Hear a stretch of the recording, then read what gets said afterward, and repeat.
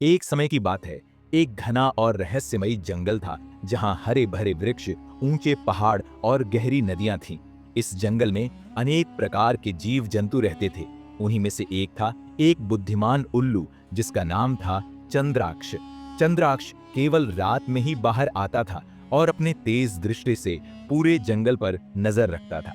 चंद्राक्ष को जंगल के अन्य पक्षी और जानवर बहुत सम्मान देते थे क्योंकि वह बहुत ज्ञानी था।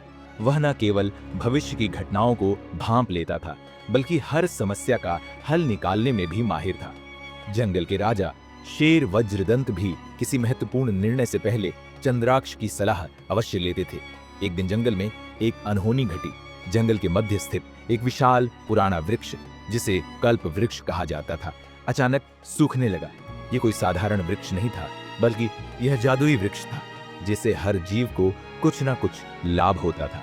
उसकी छाया में बैठने से थकान दूर हो जाती थी, उसकी पत्तियों से औषधियां बनती थीं और उसकी जड़ से निकलने वाला जल अमृत के समान था। जंगल के सभी जीव भयभीत हो गए। कल्प वृक्ष के सूखने का अर्थ था जंगल का विनाश।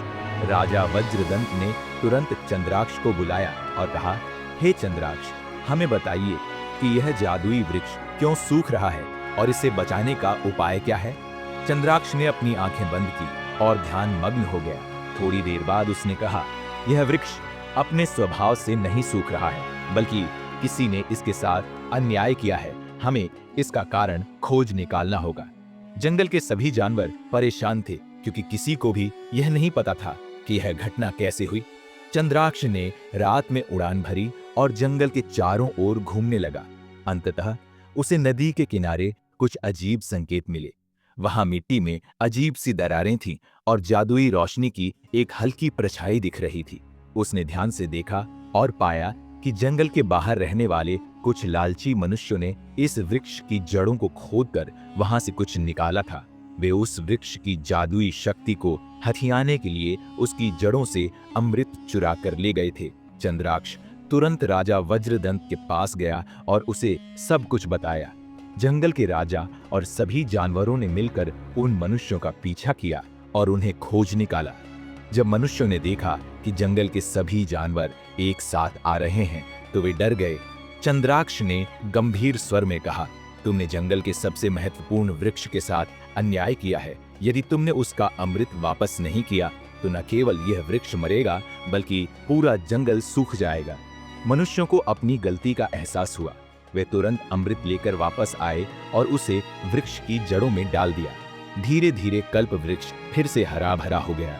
उसकी शाखाएं फिर से लहलहाने लगी और उसकी जड़ें पुनः अमृत से भर गई। राजा वज्रदंत और अन्य जानवरों ने चंद्राक्ष का धन्यवाद किया।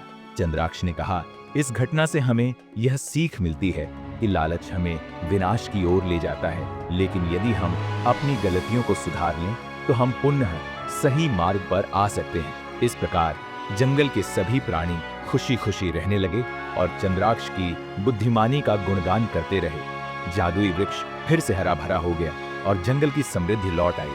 शिक्षा लालच बुरी बला है और यदि हम प्रकृति का सम्मान करें तो वह हमें अनेक उपहार देती है। दोस्तों, अगर आपको यह कहानी पसंद आई हो तो हमारे YouTube चैनल को सब्सक्राइब करना ना भूलें। धन्यवाद।